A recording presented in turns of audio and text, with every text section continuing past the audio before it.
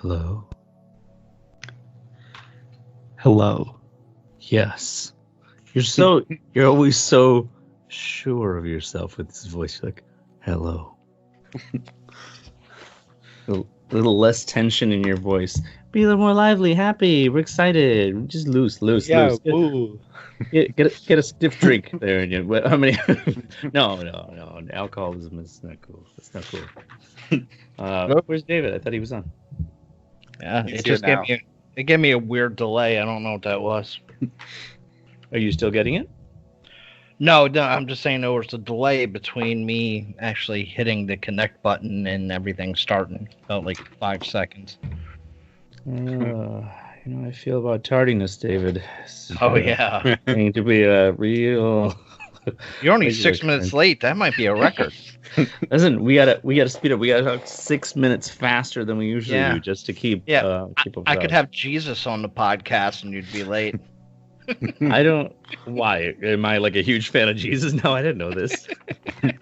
Of all people, you picked Jesus for that joke. I'd be late for the Pope. Jesus Christ. Okay. Yeah, I got my 5. You got your 5? Yeah. I have mine. I have mine. Okie doke. All right. Us and Get Out is on my list. It cannot. Segment 2 films cannot be on your list as a rule. You just love to bring it up so you can talk about it then, and then you get to have your say, and then again in the discussion. There's a lot too much David then. All right.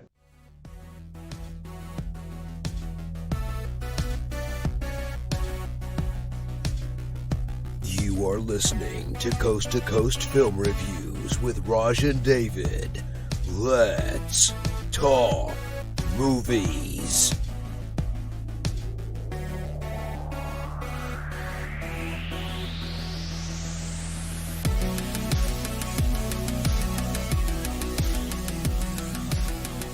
Hello and welcome to Coast Film Reviews. I'm Raj. If heavy feelings of disappointment are settling in, it's only going to get worse from this point on, because here is my co-host, a man who never has to wonder which side of his bread is buttered because he always butters both sides. It's David. Hey, Raj. I'm glad you made it through that. That was like the 90th take. It was like a Kubrick film. Yeah, I'll just have to edit that out so nobody knows how many mistakes I make. But also, David, I have a surprise for you. You can open your eyes now, by the way. Oh, okay, great. I love surprises. We have a return special guest. Our first time we have a return guest. I mean, it was back by popular demand. He's a guy who's just like you and me, only a lot different. From all the way back in episode 8, we welcome back the wonderful Alex Kallinsky. Hi. There he is. Don't be too energetic. I was being dramatic. I usually like try to make sure I edit out like any 4-second pauses or more because people just like fall asleep listening to us. I made it like 3 seconds. Yeah, we just made the cut. We just make it really long, like watching a ghost story. Oh, just do really long cuts. No dessert. It's every cut is a pie cut. They should do something like that with the Blu-ray when it comes out. Like it's just a pie in the beginning. Like each piece is. This is a dumb joke. Anyway, to transition the acts, they cut out a third of the pie. Yeah, exactly. Yeah, it's just a pie. The worst part about that scene is they said Rooney had never eaten pie before in her life. Like, how the hell does a grown-ass woman never have pie before in her whole life? I guess that made it a genuine reaction, though. I thought this was. I thought you were going for a joke there, like a. No, that's just. Like and it was like gluten-free, sugar-free chocolate. That's gross. That sounds absolutely horrible. That's not a pie. No, that's not a pie at all. It's a tofu pie. All right, for our first segment here, our top list is the best worst movies. So what that means is it's not only a terrible movie, but a terrible movie you just cannot stop watching. Not like it's a terrible movie that you're like, oh God, this is awful. But it's so awful They just, I got to see this through. I gotta see how this thing ends. Multiple times. So we got our lists. I'm gonna say let's have our guest start us off. Alex, you can go ahead. All right. So I have a new addition to the list. Oh, new. Which is, well, I mean, not new, but it's like it wasn't on my list until I saw the movie. That's how bad it was. Yeah. It's a Netflix movie called Assimilate. Oh. Where basically it's about these three friends making a web series about their town, except they have these like little cameras that they use to record people. And basically these aliens start swapping bodies with people. So it's like a Body Snatchers ripoff. Oh, okay. So it's last year. Yeah. And it's horrible. It's a movie or a series, you said? It's a movie about friends making a web series. Oh. Okay. And the acting is laughable, which makes the movie so entertaining.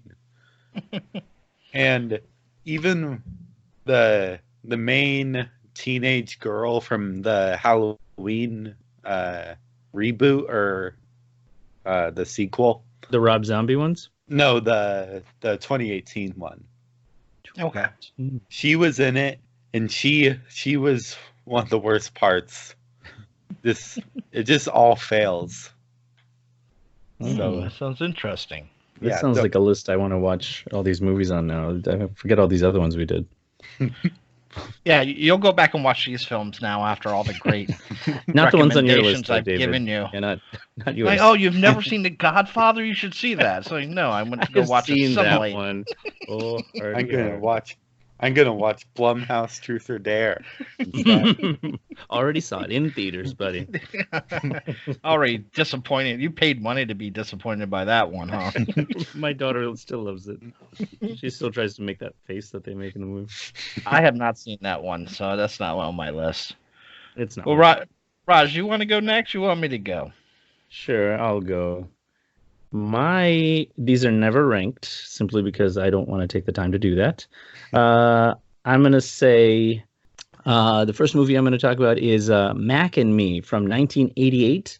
Oh. Do you guys remember this one? I love Mac and Me. Oh. I've never heard of this one. It's so horrible. It's great. That's what David means.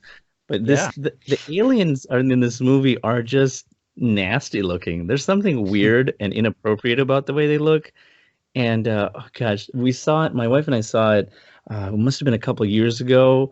And that one scene. It's because she showed me the scene with the kid in the wheelchair, and he just starts flying down this cliffside and just off the edge of the cliff. And I still don't remember why that even happened. But this movie is so stupid. It is so dumb. I don't know why it got made. The alien looks completely not adorable. It was like some ugly ripoff of E.T. Yeah, it's definitely a ripoff of E.T. They did a Mystery Science Theater on that as well. Oh, I got to see that. I didn't know that. Oh, it's so funny. It came out 6 years after E.T. and they couldn't think of a cuter type of alien to do. Well, the alien parents, they look like The Hills Have Eyes rejects. Yeah, they look like with no genitals. Yeah, yeah, they don't look good, and it's like this is an alien race, and they look like just piles of shit. Like I don't understand why they look so terrible. Anyway, it's such a stupid movie. It looked like some shitty E.T. ripoff. You got to see it for that reason alone. It's just so dumb. Yeah, that's a good one, Raj. You threw me for a loop. I didn't know you'd bring up Mac and Me. That's a good one. They got David's approval. See, I'm not doing mine rank this week because I don't want anybody stealing my picks. So I'm gonna go. I'm Alex. He's talking about you, Alex. I'm talking about you. Because I think Raj just Googles stuff sometimes, and it's like, oh, I think David will say this one, and let me put this on my list. So I'm going to go with the granddaddy, or this is the pinnacle of terrible movies that are just amazingly great. You're gonna blow And your that- load right now. Yep. Like this is okay. Yep. It is 2003's The Room. Oh, It is. I genuinely love this movie. I've seen this more. I've probably seen this more than Citizen Kane. I guarantee I've seen this movie more than Citizen Kane. The brilliance behind this movie is that it's written, directed, produced by Tommy Wiseau, who nobody knows how Tommy got his money. He was kind of a failed actor who decided to get $6 million together and make his own film. You'll see a theme in my picks, but this is a guy in America who English is his second language, and he writes like a foreigner speaking English. That's not a bad thing, but when you make your American actors say your script word for word and it makes absolutely no sense, that is brilliant. Danny, don't worry about that. Lisa loves you too, as a person, as a human being, as a friend. You know, people don't have to say it. They can feel it. You must be kidding, aren't you? Two's great, but three's a crowd. You're part of my life. You are everything. I could not go on without you, Lisa. Get out, get out, get out of my life! You have nice legs, Lisa. Wow, you look so sexy, Lisa. I love you, Lisa. You bitch! Thank you, honey. This is a beautiful party. You invited all my friends. Good thinking. Anyway, how is your sex life? Since when do you give me orders? How could you love it? Oh, hi, Danny. Oh, hi, Danny. Oh, hi, Danny. Shoot, Danny. Nice to see you, Danny. I'm going to take a nap. bye, Danny. Are you okay, Danny? Are you okay? I'm tired. I'm wasted. I love you, darling. Why? Why is this happening to me? Why? I don't have to worry about that because Lisa is loyal to me. You can love someone deep inside your heart and there is nothing wrong with it. If a lot of people love each other, the world would be a better place to live. This movie is so bad that they made a movie about this movie that is a great movie as well, called The Disaster Artist. If you haven't seen this movie, I go see it now. They show this in theaters all the time. It's one of those shout at the screen, throw stuff with your buddies. But it's so bad that you tear up laughing. There's not any comedy meant in this film at all, but you will die laughing. That's how bad it is. It's a classic. Did it win any awards? It won the Lifetime Achievement Award with the Academy because it's so great. No, it didn't win any. Oh, I was like, what? Tommy Wiseau himself he fascinates me. I've read the book The Disaster Artist. I've seen this movie a bunch of times, saw The Disaster Artist a bunch of times. It just captivates me. Alex, will you please grace us with your second pick? Yes, I will. Okay. I have 4 to, seconds. Yeah, I know. decide- You're counting now. You're I jerk. have to decide which one. Oh, okay. Okay. Cool. This one's very, very close because they're basically interchangeable. Hmm. My fourth is The Fanatic Oh, with John Travolta starring. from last year. So my review could be Limp Bizkit. There's my review. I loved every minute, but I also know it's very, very bad. And like John Travolta just goes so over the top, and the way they write him, it's like he always makes the first decision that comes to mind every time. Like he always paces weird. He always talks in this like weird way, and they never take his character a different way. And then there's these like really, really weird like act transitions where they like do a drawing, and I'm just like, why? In between acts or something. Yeah. What about the narration that has no reason to Oh be my in the God. film at all? It's not even a main character narrating the scenes. Oh yeah, it's the girl. It's Yeah, his friend, girl. right? Yeah. He effing nuked it. I really like this film. I could understand it. Yeah, it is very over the top. You can almost see Nicolas Cage playing his part. Yeah. Oh yeah. Travolta is just so over the top. It's nowhere near as bad as what people made it out to be, though, in my opinion. If you took out some of the stupid shit like the narration and stuff, it's not a bad film. I can see how it is offensive to some people because he just plays. They don't say, but I'm guessing he's more they didn't say autistic. specifically.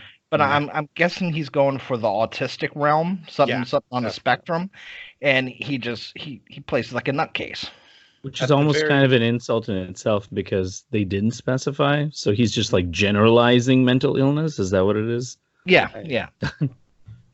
But at least it's not a Sharon Tate, the haunting of Sharon Tate. At least it's not like that. Well, I saw to go with a Sharon Tate film.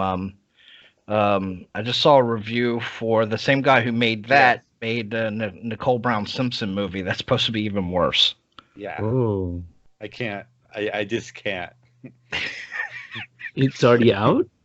Yeah, I think it's on VOD already. Oh, VOD. I know this term. I know this term. And you know, the beautiful thing is that Alex isn't even old enough to remember living in a world where Limp Bizkit was around. which is a blessing. The Frederick Durst. Yeah, Durst was always washed up by the time Alex joined us on this planet. It made so much sense when I realized it, and I was like, "Oh, that's why we heard that song." Oh yeah, this is my favorite song. Back when I was in high school, he says to his son, like, Product placement. "Yeah, It's like, I swear." Fred Durst was like, "Where the fuck is that guy who was in Final Destination and Idle Hands? I have not seen him for a while. We need to put him in a movie." He looked the same, except he went to the gym and lost a lot of sleep. Yeah, like, he looked did a lot creepy. of cocaine. Yeah. Well, let's hear your number 4 there, Raj. My number 4 in no particular ranked order. Well, you blew your big load. Maybe I'll do one of my bigger ones. I still have another. I have some great ones here. Okay, you're edging. Let's go with how about the Sharknado trilogy? I'm going inland. I'm taking my family with me. Finley, April is mine. Excuse me? There are sharks flooding the streets. What are we gonna do? We're gonna stand and fight. We can't just wait here and wait for sharks to rain down on us again. Instead of letting live sharks rain down on people, we're gonna get in that chopper and throw bombs into the tornadoes. They took my grandfather. That's why I really hate sharks. That is like it's exactly how I described it. It's so bad that you have to see it. It's like a badge of honor, or a badge of courage, whatever it takes to get through this. But it is so stupid. It is just so dumb. The graphics are just whatever. And I can't even believe that some people, like the actors that are even recognizable, sign on for this stuff. Ian Ziering, and I think who's that? Oh my gosh, Tara Reid, whatever. Tara Reid's going nowhere. But yeah, the story is about a hurricane so powerful that it's lifting specifically sharks of many different species up in the air and onto land for an amazing amount of time, actually, for the duration of the movie, for the most part. And it's hurtling them with like pinpoint accuracy at people in particular situations when people have a line to say, or if they're in a helicopter. There's some weird things that happen. Someone gets saved. Doesn't someone jump through a shark? Isn't that what he does in the first one? Ian Ziering has a chainsaw and he jumps through the shark because someone was just swallowed. and gets them out. Sorry, I just ruined that cool scene. But that is just the first movie. Part 2, it occurs in a different location, and Ian Ziering is the one who's survived the past ones, and nobody believes him, and then it happens, and oh my god! But yeah. See, I've never watched these films, and I feel this way about a lot of the Asylum films. I like films that are unintentionally bad. Do you feel that Sharknado was just made to be a piece of shit? I think it was made to be laughed at, and they knew that. That's all. Yeah, not that they didn't. I didn't think they were trying to make like, oh, this is crap. Like they actually put effort into making it ridiculous. That's all. Yeah. Yeah. Well, let me go with my next one. And you softened that blow of how ridiculous I tried to make it, and then you're like, well, that's what they intended. Okay. I think my list is mainly unintentionally great.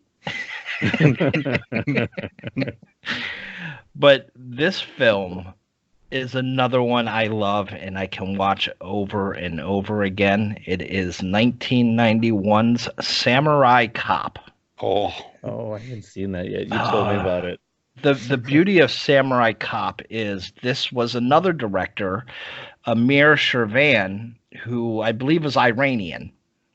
He's Middle Eastern, but I'm pretty sure he was Iranian. It's very topical of you, David. Oh, yeah. So he was a producer and decided to direct this film. But again, he wrote the script himself. And since English was his second language, there's a lot of times in the dialogue that you're just scratching your head. Instead of sons of bitches, he uses terms like son of bitches.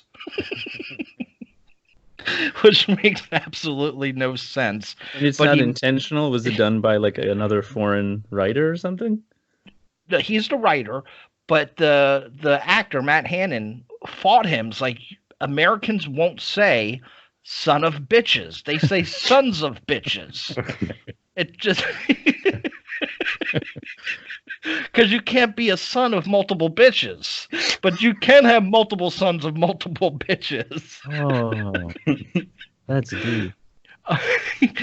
But it was a film that was lost for years and was just found in storage. It was shot on 35 millimeter, and every scene was the first cut. There was no refilming.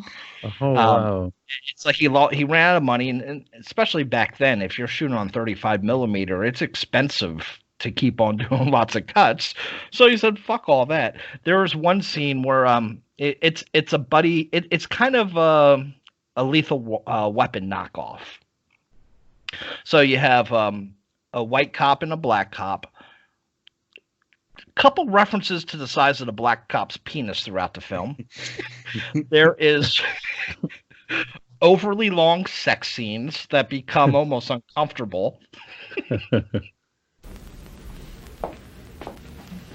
Hello. Hi.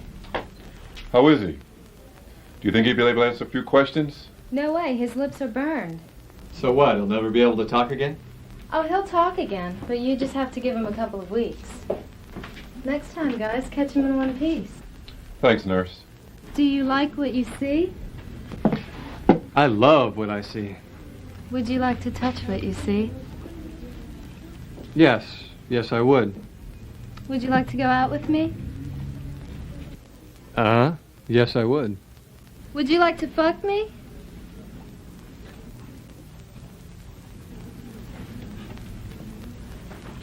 Bingo. Well, then let's see what you've got. Doesn't interest me. Nothing there. Nothing there? Just exactly what would interest you? Something the size of a jumbo jet? Have you been circumcised? Yeah, I have. Why? Well, your doctor must have cut a big portion of it off. No, he was a good doctor. Good doctors make mistakes, too. That's why they buy insurance. Hey, don't worry. I got enough. It's big. I want bigger. Hey, I have, But it's just so funny. But they have the obligatory pissed off head cop. You know how all these movies always have the boss, the sergeant. Yes. Yeah. And there was a scene where he's yelling at people to get out of his office, and this guy was, I guess, a professional actor, and he's pointing to the office, and the scene just stops for like 3-4 seconds as he's holding his finger up, pointing away, like he's just waiting for the director to say cut, and cut never comes. So instead of editing that out of the film, it's just still there. The beautiful part about this film is watching the car chases. You can tell that they're going real slow, but then they speed the film up to make it look like they're going faster. And they do the same thing during a samurai sword fight. You can tell that it's all totally sped up to give the sense of speed. This is on Amazon Prime. Go watch it now. You will laugh. No, not now. Finish listening to the rest of our podcast. And then finish. At the end of the podcast, go watch it on Amazon Prime, and then go buy it because you'll want to own it. The worst possible promotion, like timing for that, David. Go, just stop listening to us. Well, we already got the download number from you, so you can go watch it and come back. I guess that's good. I just noticed the screen caps. He reminds me of like a young Lorenzo Lamas. Oh, one thing I didn't mention is he called this guy back for reshoots. The head actor. Oh no! He thought the film was over. The lead actor thought the film was over. He had a long mullet that he cut. Oh no! Half the film is shot with him with a woman's wig on to make up for the fact that he cut his hair. Oh no! There is a fight scene where the wig comes off, and you see him grab it really quick to put it back on. But that's not the bad part. It happens at the end of the scene where it could have been easily edited, where that part didn't even matter. But it's so funny. That's awesome. I want to see that one now. That sounds hilarious. It reminds me, the way you're describing it, like it reminds me of what was that, Kung Fury? I watched that one. That would be good. A good double feature. Oh yeah, back to back. That sounds very entertaining. Yeah, it's one of those films that I watched for the first time, like on an old VHS. Somebody had a copy. When I revisited it again, I started researching it. It like just stayed stuck in my head. I'm trying to find it. I'm watching interviews. I'm like, how the hell did this happen? It was like you found out about Jeffrey Dahmer for the first time, and you're trying to figure out what the hell was going through this guy's brain. So yes, I just equated this director to Jeffrey Dahmer. All right. Who's after you? That would be that's Alex. All right. Let's see. Okay. My third pick is, well, Blumhouse's Truth or Dare. Oh no. Yes. It's so bad, but it's just bad, but I've seen it 4 times. I saw it once in theaters and 3 times at home because the faces are just, what the heck? They're so weird. Who allowed the Snapchat stuff to happen? Like, it's literally a Snapchat filter. Yeah, it really does look like that. And the acting is barely acting. It's just people talking pretty much. Except for maybe Lucy Hale, the lead. She's okay. She's probably the best part of the movie. But like every time the movie tries to be scary, it instead is funny because of the faces. Yeah. Except for one good scene, which I actually do like, where there's this person that has to do a dare where they walk around the top of a roof and they have to drink wine while doing it. And that's actually a pretty well directed scene. But then the rest of the movie is horrible. Like, there's like a cliche demon that takes over a game. It has one of the worst endings I've ever seen, probably. That this is like, give us a sequel that we're never gonna get. Someone's gonna make it. It's gonna go straight to VOD. I'd make it. I'd make it. I love the movie, but it's very bad. So my daughter loves that face, and I thought she would be freaked out by it, but she just laughs and she tries to make that face in the mirror. It's like, it's not possible because it's all twisted around. But yeah, no, that movie was pretty safe too. Like, there wasn't really any super gory or crazy deaths or anything. It was just, I think maybe the creepiest one was there was a guy who pokes us. Yeah, exactly. But beyond that, there wasn't much else that was super scary, I don't think. The ending? And one of the things I really did not like about the film, even though I love it, so this girl survives this super intense sequence, and then she gets shot and dies. Like 5 minutes later. She could have died in this pretty cool scene, but no, she just gets shot. I gotta see this again now. Yeah, and you're just like, really? It's just mind-boggling bad. I have not seen this film, so I might have to check it out just for fun. You should. You'll have a good time. I'm gonna go with this is for my 3. Yeah, I saw this movie and I thought people thought it was like a classic thing, but then I guess it was pretty stupid. I don't know, maybe if I saw it in 1995, it would have been cooler. Showgirls. I did not think this was that good, and maybe I'm depending on the wrong sources to give me classic movies from the 90s, but super stupid. Elizabeth Berkley is a stripper who is aspiring to be a more glamorous stripper by applying to a job at a Vegas casino or whatever that place is. And it's the dance, like they claim like, oh, she's the best dancer, and they're like catty and they're trying to like hurt each other to get like the lead spot. And I didn't think the dancing just looked like they were just, I don't know, they looked like they were going into, not to insult anyone with seizures, but they looked like they had medical problems. Like they were just like, I don't know what was up about 90s stripper dancing then. Maybe that was the thing. I'm not sure personally, but it was weird.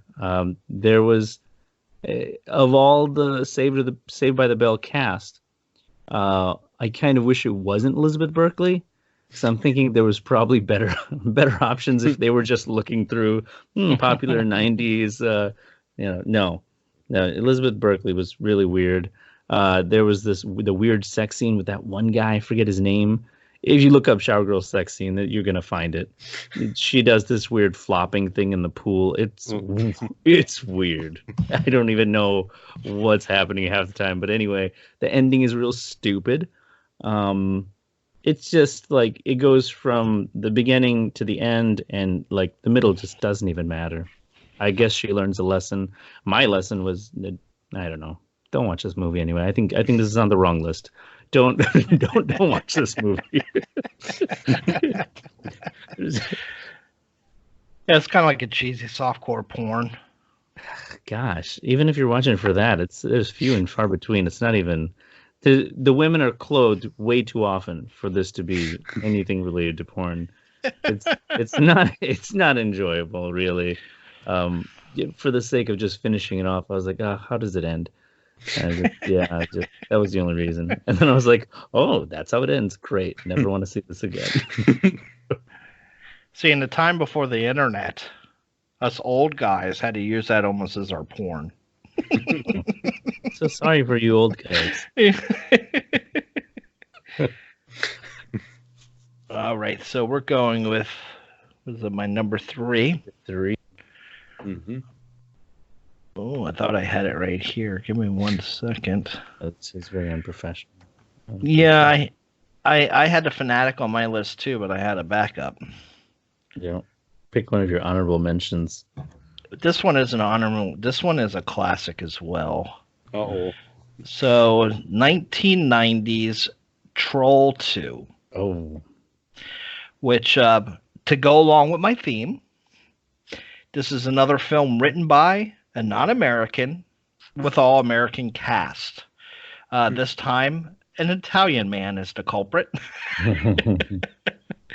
But this film is a follow-up to Troll, which is a bad movie, but nowhere near as bad. But it really has nothing to do with Troll. And all the characters, all the antagonists are all goblins in this movie for some reason. It's called Troll. But the acting is so horrendous. The mother in this film, just the facial reactions, the way she acts, I could watch her for 2 hours doing a one-woman show. It is so good.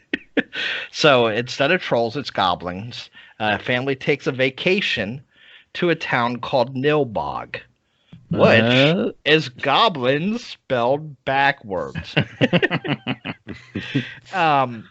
So there's like this evil witch priestess type person who turns people into like plant-based life forms because I'm guessing the trolls are vegan, and they will only eat people once they're turned into plants. Listen, there's a message. There's a political message in here somewhere. But it's just one of those films where you don't know what the hell happened. The Italian director was totally serious about this film. And I think to this day, he doesn't realize that people like this film because of how bad it is. This is another film on my list that spawned a film about it. They there was a documentary called The Best Worst Film, which goes back and revisits the actors. I'm sorry, it's called Best Worst Movie. But they revisit what the actors, do interviews. This is one of those films that does a lot of midnight showings because it has such a cult following. But it's just hilarious. Everything about this film is just hilarious. And this is probably one of the most well-known best worst type movies. So it has a huge following. I saw it a lot online when I was looking up stuff, but I was like, man, I didn't see it, and I didn't make time to see it. Otherwise, I would have put it on there and definitely taken it away from you. But if anyone's keeping score at home, Alex is in the lead with 1 so far with his Battleship score. You took out one of David's picks. Oh, I did. Well, see, I didn't have mine put in a special order, so I had like 6 or 7 picks that I could just rearrange around to. Yeah, well, the Fanatic was kind of like the backup. If no one mentioned it, I'd throw in a newer film on my list. Yeah, likely story. But I don't think the Fanatic is in the same breath of this, because the Fanatic I don't feel is so atrocious that it made me just cry laughing. I mean, these aren't objectiveless, right? Yeah. These are individually created. So no, my opinion's right. No, no, my opinion's right. All right. What are we up to? It's Alex. Oh, it is. Alex, you're number 2, sir. Oh, okay. I think I'm gonna save this one. So, my number 2 is Scooby Doo from 2002. Was that supposed to rhyme? Scooby Doo 2002. It's the one with Sarah Michelle Gellar, Matthew Willard. Yeah, and Freddie Prinze Jr. And directed by the same guy that did the Smurfs. The Smurfs. Come on, say his name. Show Dogs, Raja Gosnell. Yes. He. Oh my! This movie is awesome. I have it at 5 stars right now, but it's also awful. because like the CGI is impeccable, especially for the time, since it's 2002, and they have like all these like monsters, because basically the plot is the mystery gang people have gone their separate ways, and then this guy, what's his name? Let's see. Rowan Atkinson. Do you know who he is? Mr. Bean. Yeah, so he's in it, and oh boy, he's like this guy that owns this like island thing that's fun. I guess they don't really explore it, and the mystery game goes there, and they basically get to solve this mystery about why these teenagers are acting different when they leave the island from when they go to the island. And the story is actually okay, but that's because James Gunn wrote it. What? James Gunn wrote this? Yeah.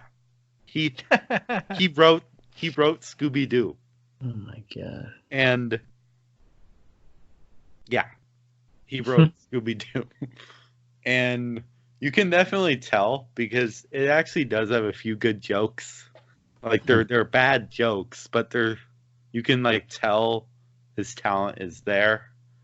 And there's like just so many weird, awkward moments that really remind me of Guardians of the Galaxy, which I love, but like I don't know how to talk about this movie. It's just it's one of those movies like what's happening? Like CGI Scooby Doo that looks like a almost cartoon. It's just weird, great, bad, awful, hilarious, good. I remember seeing this on a flight. Yes. I did you too? You saw it on a flight? Oh, what did you say? I might have actually. Oh, okay. Matthew Lillard is the best Shaggy. Yeah, I don't know he's how good. they did that casting. It's like, wow. Yeah, he's so good as Shaggy. Talk about toasted. Man, the only thing I like better than an eggplant burger is a chocolate-covered eggplant burger. With hot sauce. Ra-cha-cha-cha. Yeah, just another beautiful day in paradise. I really don't care for the rest I love of them. Matthew. Yeah. He was actually really good, and I actually also liked Linda Cardellini. Oh yeah, I like Linda Cardellini. They were the standouts for Scooby Doo. What about Scooby Doo? I mean, the voice actor was okay, but the CGI was awful. It was worse than Phantom Menace CGI. Oh man, I haven't seen Phantom Menace. I'm getting to Phantom Menace. I'm doing my Star Wars journey. I'm getting there. Have fun. I've seen it once, but I haven't seen it like in 6 years, so I don't remember much. Yeah. All right. So there's my number 2. My number 2, because I think one of you might have this one, so I'm gonna go ahead and say this one. From 1936. Anybody? Reefer Madness. These high school boys and girls are having a hop at the local soda fountain. Innocently they dance. Innocent of a new and deadly menace lurking behind closed doors. Marijuana, the burning weed with its roots in hell. In this film, you will see the ease with which this vicious plant can be grown in your neighbor's yard, rolled into harmless-looking cigarettes, hidden in an innocent shoe or watch case. If you want a good smoke, try one of these. You will meet Bill, who once took pride in his strong will as he takes the first step toward enslavement. Smoking the soul-destroying reefer, they find a moment's pleasure, but at a terrible price. Debauchery, violence, murder, suicide, and the ultimate end of the marijuana addict. Hopeless insanity. See this important film now, before it is too late. No, I didn't pick Reefer Madness, but that's a really? good I one. didn't. Oh, it was so good. I saw this, I think it was like 2 years ago. Yeah, I've heard the title so often, and it was before I came to California, so it's nothing California related in terms of Reefer. But it's I had some friends who were stoners and stuff, and I knew like some of like the jokes and stuff behind this movie and things. I was like, okay, I want to check it out. The whole movie is like a freaking PSA, and they just demonize marijuana and weed smoking like to the nth degree. It's so mean and so mean-spirited and just crazy. These high school kids, I guess they're supposed to be in like the 30s and 40s, like all these high school looking characters were probably like 30 or 40 in those roles, you know, when they look like, hey, I'm on the high school team, and they're like super incredibly buff and like incredibly tall, and they're just like whatever, they don't even look like their age.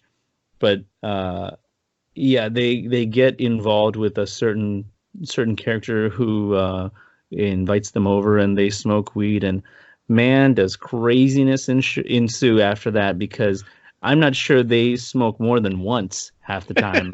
Like smoke one puff of that weed. Holy cow, this guy's a murderer now. Don't they get rapey?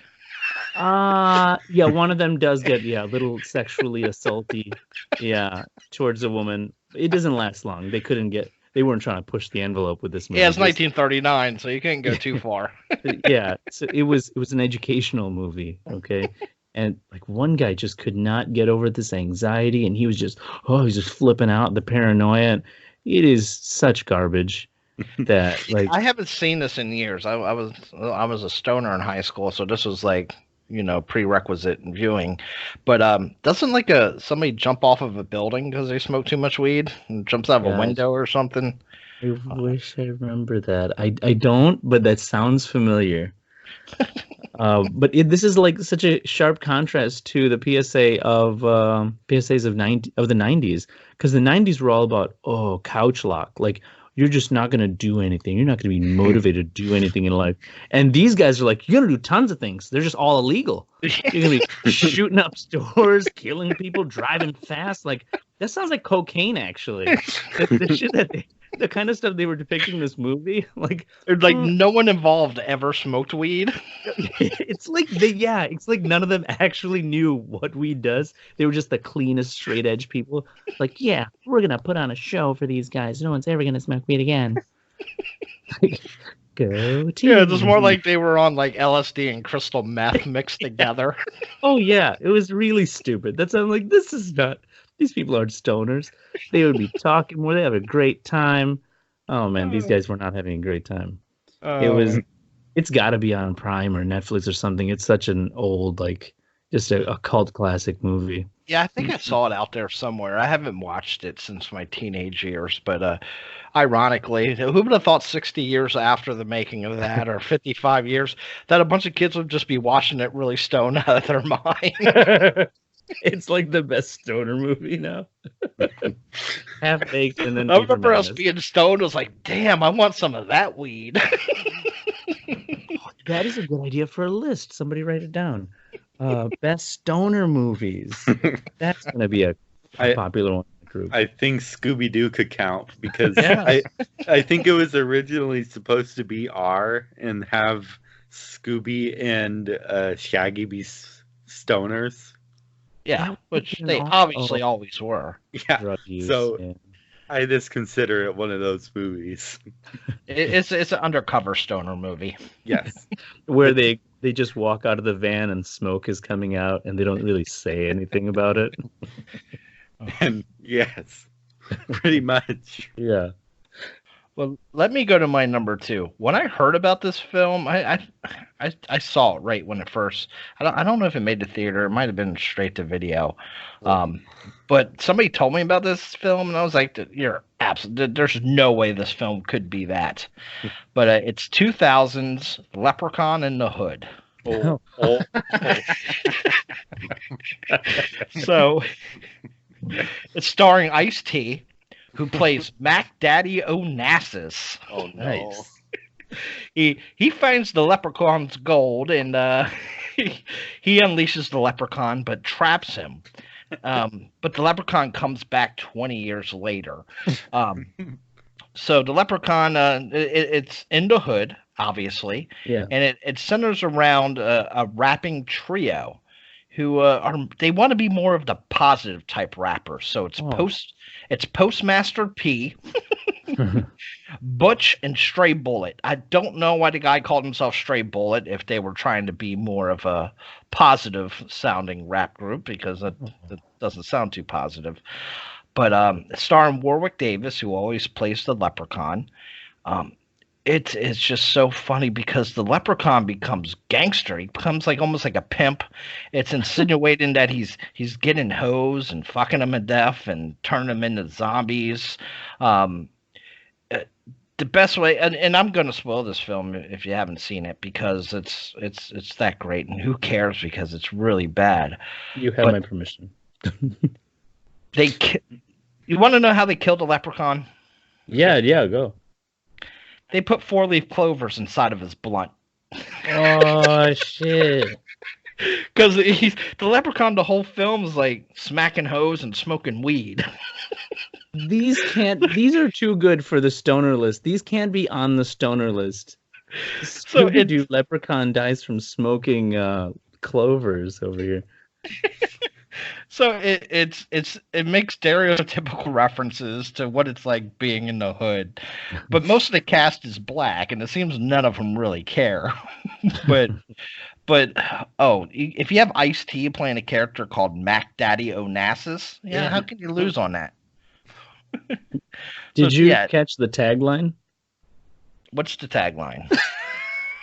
Lep in the hood, come to do no good. Oh, that's part of the rap song. They have a rap video of Warwick Davis rapping, and I believe that's the hook. Lep in the hood, up to no good. I come from the land of the Irish Spring. Dublin's the place where I learned my thing. From the Emerald Isle to your place in the hood, I'm the man of green, come to do no good. Lep in the hood, come to do no good. Lep in the hood, come to do no good. Blunt is dope, this place is hype. There's a lassie, she's just my type. I hate to resort so soon to marry. Haven't been late so long, it's tragic. I'm so bad, I'm good. I'll show you what to do, so lend an ear. Don't worry, little lassie, you've got nothing to fear. Sit with the lad who's lean and green, and let me show you why I'm a love machine. Come to do no good. I'm a wee green guy who's new to town. Show me what you do when you get down. I'll go up, you go down. Of course, save your love. So if you could just YouTube the Warwick Davis rap video for Leprechaun in the Hood, that is classic in and of itself. And then there's a sequel to this one. Leprechaun 6 is also Back to the Hood. Yeah, Back to the Hood, THA. Yeah, they dropped they realized that they shouldn't have used THE in Leprechaun in the Hood. And to make it real gangster, they got to turn that E to an A. Yeah. And the 2, it's a number 2. Yeah. Man. And actually the other tagline is Evil's in the House. Oh. Evil's in the house. You remember back in 2000, everybody said in the house. Yeah. I did all the time. Yeah, there wasn't a moment where I didn't say that. Raj is in the house. Yeah, every day every time I'm in the house, I just let people know where I am. All right, let's hear Alex's final pick. Alex, this is your number 1, but not necessarily ranked. Okay, this is my favorite bad movie of all time. Oh, it is? Okay, it is ranked then. It's a Shyamalan movie. Oh, no. Yes. Oh, no. Yes. So my favorite bad movie is The Happening. Oh, phew. Okay. Yeah. What do you have, lady in the water over there? Don't worry about it. We'll find out later. I Let him have a moment. I actually like Lady in the Water. So The Happening is about trees and plants trying to kill humans by basically using toxins to poison people. Mm-hmm. And they spoil that in the first 5 minutes with the info dump. The toxin is affecting them? Are those people killing themselves? You were with a private. What do we do? We need to do something! Just let me think. They're dying! I need a second. They released it? We're not near the road. We can't just stand here as uninvolved observers! I need a second, okay? Just give me a second. We're not gonna be one of those assholes on the news who watches a crime happen and not do something. We're not assholes. Just a second. There were children in that Elliot, please tell us what to do. I need a second, okay? Why can't anybody give me a goddamn second? Thanks to Mark Wahlberg's impeccable acting. He's amazing in this role. I like to call it out of breath acting. Yeah, come on, guys, take an interest in science. He's always like struggling. Like, what? You didn't run a marathon. Fucking chill out. And then Zooey Deschanel is perfect in this movie. She's so bad. Oh, okay, good. So bad. Like, she's genuinely awful. And the weird thing is, like, a few years before, she was pretty good in Elf. But, like, in this movie, she was worse than Wahlberg, and Wahlberg was awful. And the way it's written is just so weird. Like, there's a scene where Mark Wahlberg has a conversation with a fake plant. So if that sounds fun, you should watch this. Like, you can also see Mark Wahlberg get yelled at by an old woman. That's basically like, you were going to murder me in my sleep, weren't you? And then he's like, what? No. That's probably better acted than him in that scene. You forgot about John Leguizamo's short part in this movie too. Yeah, he gets to be awful too. Yeah, it's a curse. I would say the best parts of that movie are the death scenes. Yes, the death scenes are hilarious. Yeah. Like, they try to be disturbing, but it's like a trend with these movies. Like, there's a scene where someone gets run over by a lawnmower. That's the one I remember the most, yeah. Yeah, except the way they film it, it's like a wide shot, and you can just see this person running towards the other person with the lawnmower, and they're just like on the ground, and then they just get mowed over. But it's like they don't like show it well; they just show the entire thing. So it's just, you just see this person get ran over, and then there's a video that someone decides to show Mark Wahlberg. They're at like a restaurant, and she's like, "Hey, I'm going to show you this video that will scar you for life," while you're sitting next to this little kid. So, and they can see it too. And then you just see this guy just standing in like a zoo cage with tigers as they rip off his arms.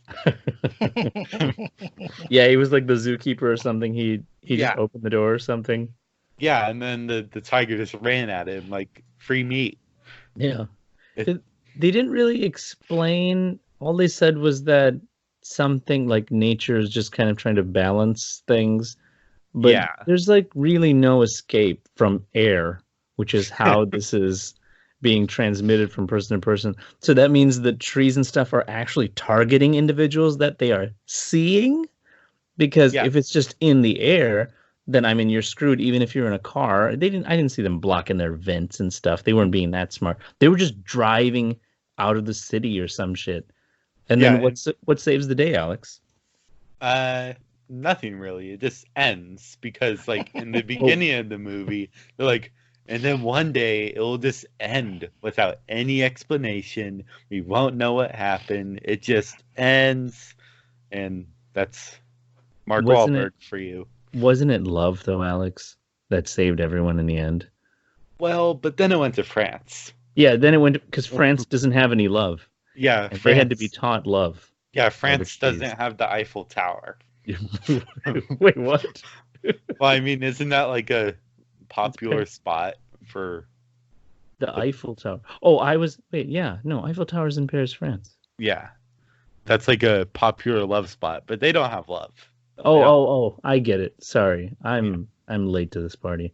And then, like, out of all the people the plants kill, they kill this old woman that's caring for plants in a garden, and they're like, "We're gonna kill you." Nobody said they were making good decisions, Alex. They're just plants. That's true, I guess. Yeah, this there's movie. like G-damn humans. They were just doing it like Thanos. They were just pulling Thanos. Yeah. Thanos doesn't care. Yeah, Thanos don't give a crap. What's your number one, David? Well, I just wanted to bring up Samurai Cop again. What? The sequel? I forgot to bring up the drinking game that I invented. I don't know if I invented it because I'm not that smart, so probably somebody else already thought about this before, but I haven't seen anybody say it. The drinking game is you have to drink every time you can notice the reshoot where the actors are in a totally different location for their close-up. Does this game lead to alcohol poisoning? You're drunk like 15 minutes in. Like you'll see the close-up of one actor talking, and then you see the close-up of the other, and it's a different lighting because everything's shot during the day because they couldn't afford lights, so the lighting changes constantly. And you can tell the background is a totally different place. They're not even in the same realm of space and time. So, oh no. I just wanted to mention that because I forgot to mention that earlier, and it's just hilarious. I'll try to remember to cut that to the end of the other one. But my number one, this is probably the grandfather of this category. It's made by the worst director ever, Ed Wood. Oh. This is 1959's Plan 9 from Outer Space. This started the whole movement of it's so bad it's good cinema, I believe. This is basically the storyline is some aliens. They come to Earth because they're scared of this doomsday weapon that the Earthlings are creating that can destroy the universe. So they hatch a scheme to come to Earth and raise Earth's dead to become an army for them to make sure the Americans, I believe it's Americans, that they don't make this weapon and destroy the whole universe. So it's aliens and zombies. The beautiful part of this movie is that it has Bela Lugosi. Ed Wood had became friends with Bela Lugosi near the end of his life, and he had shot some footage with no sound that he was going to use for another project that never came about because Bela died. And so Bela is the star of this film, but only being in the movie for the beginning for like 5 minutes with no dialogue. Oh. The rest of the film, because he's playing Dracula pretty much. The rest of the film is another guy playing him, but he has that, the Dracula holding your arm over your face with your cape. You know that? He's doing that for the rest of the movie, not to show a totally different person. There's scenes when the aliens are walking and it cuts away to another scene, it comes back, and it went from day to night, and they're walking in the same place with no explanation. But if this should be everybody's start, if you're into this type of film, this is where everybody should start. This is another one that was so bad they made a movie about it. Tim Burton did the movie Ed Wood, which I love. It's such a great movie. But you can see the strings on the flying saucers. The little models that they make. Everything is so cheap. It's just amazing that this movie was ever shown to anybody. A first week film student would make a better film than this. And Ed Wood went on to infamy, being known as the worst director in the history of the profession. So check it out. If you've never seen this is an absolute cult classic. Yeah, I would have definitely put this on my list, but this is also another one I didn't see yet. I didn't get a chance to see it. I wanted to see it. Have you seen this one, Alex? No. Oh, okay. Yeah, I've only heard about it, and I know they had special showings every now and then. I'd see, what was it, Phantasma or something? There's that one studio or one company that always has them special showings. Oh, the Phantom. What is it? Phantom something or other. They do. Yeah, I know what you're talking about. And they do the Mystery Science Theater stuff too. I think there is a Mystery Science Theater. I could be wrong, but there might be a Mystery Science Theater or a riff track to this. Oh, riff tracks. That was the other one I was thinking of, yeah. All right. So then we'll go into my number one, which is, which I thought you were going to take from me, Alex, and scored double points, but it wasn't. It is an M. Night Shyamalan movie from 2010. Oh. Any guess? I know what it is. 2010, the chick in the tub or something like that? No, that's... It's 2010's The Chick in the Tub. It's 2010's The Last Airbender. Yeah. Oh. Yeah. So. Oh, yeah, The Lady in the Water was much earlier than that. Yeah. The Last Airbender, it's based on a great anime. And I say anime even though I think it was produced in America anyway, but they did it like an anime style. It's a great series. I recommend that to anyone. Like it's not just for kids, even though it's a cartoon. There's some adult themes, but like mature themes. I have yet to watch it with my kids actually, but the movie, from what I was reading about before the movie came out, he was working closely with the animators and stuff, and he tried to cram an entire season into this movie, and he essentially just took the biggest conflicts throughout the entire season of like I want to say it's like 15 or 20 episodes, and try to squeeze it into what is this ends up being like an hour something, an hour and 43 minutes. Now the main actor is this kid who resembles Aang, the child who is the avatar, who has the ability to bend water, air, fire, and it's a martial arts type of movie. And the kid actually has some martial arts training. I forget what exactly, but he has some like background in that actually. The characters, the actors are mostly whitewashed, even though they're supposed to represent some more kind of a varied cultures across the world. The Fire Nation is largely Arabic or Indian, however you want to look at them, starring Dev Patel. Not a Patel. David's new favorite Patel. Everyone's favorite Patel. So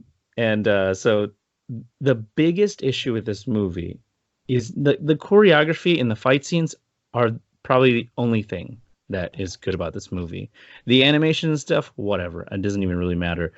If you want to see super shitty editing, this is the movie to watch. It was so upsetting that being such a fan of this series and seeing this, I couldn't even understand why this got to the final floor, like the final cutting floor. And they're like, yeah, oh, this is great. Who the hell cut this shit? It's so cut so bad. I can't even explain how bad. You see it, you don't have to know the series. It's cut so bad. Just from scene to scene, things don't like ease into each other. They're here, now they're there. They're here, there. They're there, they're here, they're there. We need to go there, they're there. Like it's just so stupid. They did it so terribly. What was their budget? I'm looking at their budget right now. I was so pissed off. I wanted to walk out, but I was like, no, I'm going to see it through. I went to see it in theaters. Budget was $150 million. What? Jesus. They cumulative worldwide gross. They did make twice that, however. 319 million. Yeah, and box office opening weekend was 40 million. Oh, it came out July 4th. Yeah, go US. It was just, oh my god. Then again, this is another movie that I'm not even sure I want anyone to go see. I want you to see the anime first. See the cartoon series. You will not regret it. It is so good.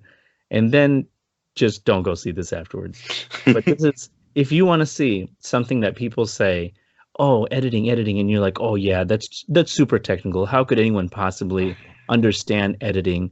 Because, you know, like when we talk about, oh, good camera work, or oh, that was good lighting, like I really appreciated that.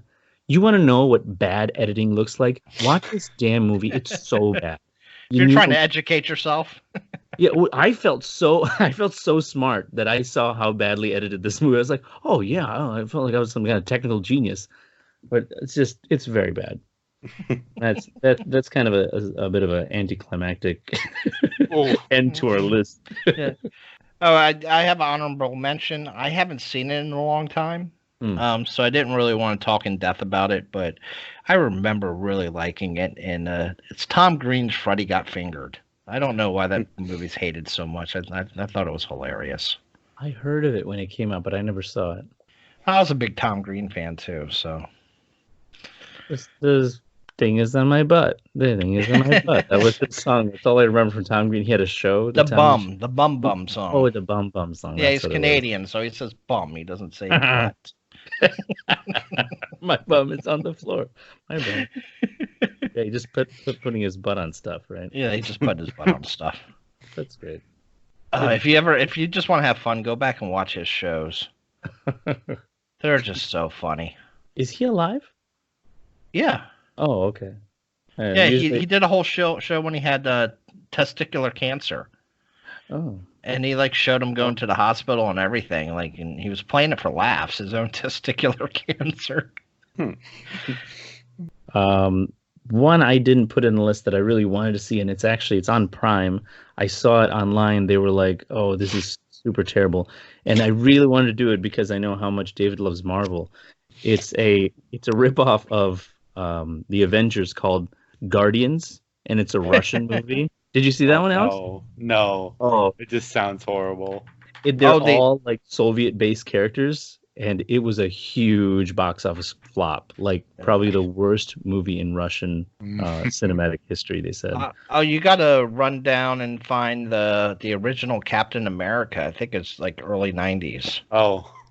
That is one that's absolutely horrific.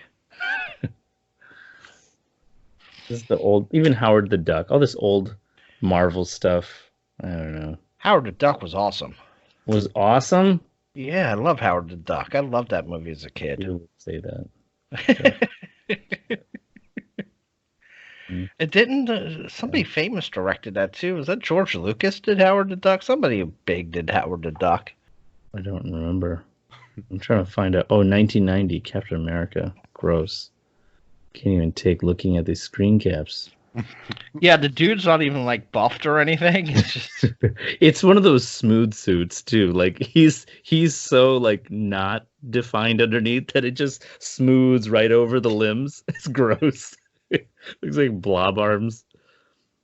No, I can't do Captain America like that.